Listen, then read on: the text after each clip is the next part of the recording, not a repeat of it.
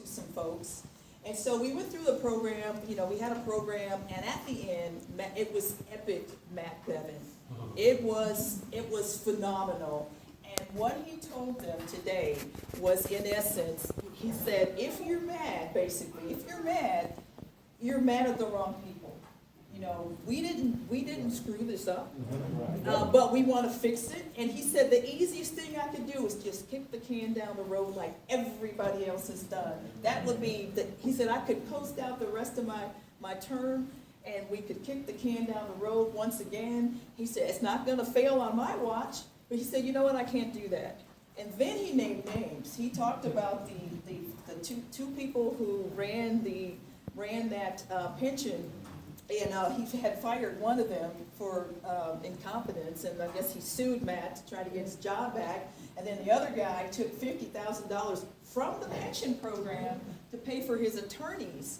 And so the Governor Bevin actually named names today, and but he was very blunt, and he said of course I'm not. He would be silly for me to stand here and say, we're going to just, screw this system over. Of course we're not going to. I mean, it just doesn't make any sense. And he's trying to make these people think. We want to save your pension, and it's going to take hard things to do that. But we want, if you were promised a pension, we want to make sure you get it. And we're going to try to do that with the least pain possible. And so, but I pray somebody got that and it's on YouTube, because I want to watch it again, because is it on YouTube? Go and watch it. I think it was, about 20 minutes? I know he ran long. His part, the whole thing is about an hour. Right, but he ran long too, but it's worth every second if you go watch that. It's phenomenal. And you know what, this is why we voted for him. This is one of the reasons why I accepted his invitation to be his running mate. And you should know that I didn't say yes right away. You should know that. I asked him for a day to pray on it. And to look up what a lieutenant governor does. I think it's but I knew from that vetting session, I knew his character. I love his approach to life. He's a person who asks questions. He wants to understand the issues, all sides of the issues, like what are we missing? He's he doesn't make the snap decisions. He doesn't. And and it doesn't hurt that he's the coolest governor. I mean, did you guys see him dangling from a chopper? Did you guys see this? How cool is that? Senator Thayer actually tweeted, he said, if you're not from Kentucky, sorry, our governor is cooler than yours.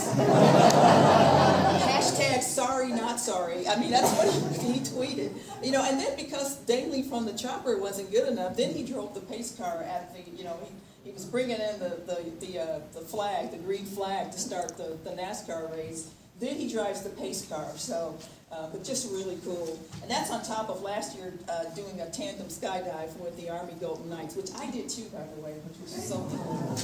It was really neat. It was cool. And my husband wanted to do it when he found that I was doing it, and it turned out the day we jumped, it was our 16th wedding anniversary. It was really nice. And we were wondering how we were going to top that. I said, there's no way we can top that. But we did. You know where we were on this year? And actually, it interrupted our anniversary plans. The White House contacted us and wanted us up here in northern Kentucky to be with the president for the infrastructure announcements that he made. So we ended up we got to meet my husband. But Matt, Governor Bevin is doing what he promised. And the day that Right to Work passed, back in the last session, we were sitting at where were we? We were at a huge dinner. It was the state, I want to say it was the state chamber dinner, over 1,000 people. And Matt holds up, he had one of our campaign brochures. It's about this big, and it had bullet points on it, right? 10 points. This is what we were running on. And he said, you know what? He said, this first one here, he says, they told me not to put that on there. He says, you'll never get elected. He said, well, guess what? It passed today. How about them apples? Right to work. Right to work. And are we not? We are seeing exactly what we said would happen once we became a right to work state. Brady Industries, 500 jobs, and actually, he was there today. The gentleman from it's Mr. Bouchard was there today up on stage, and he was talking about why he came to Kentucky.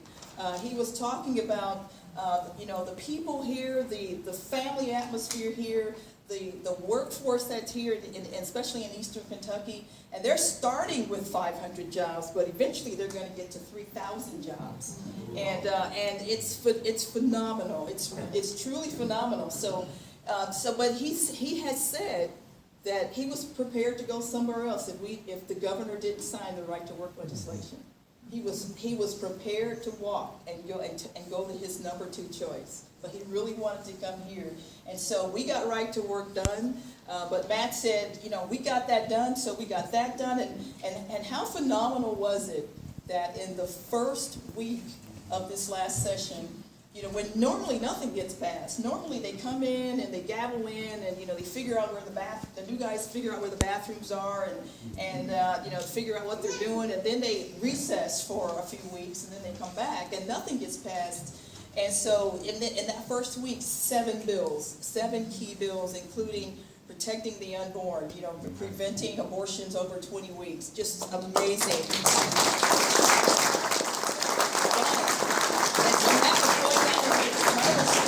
Done on that day, and it was just so he says, imagine that you got a person doing what they said they would do, and of course there's 2 news publications who they're not too crazy about that, but there you go. So but let me just talk about just run down really quickly. So right to work, charter schools, protection of the unborn. Before this year, the record number of economic development announcements was something like 5.3 billion. We're already over 10 billion, and the year's not over yet. The year is not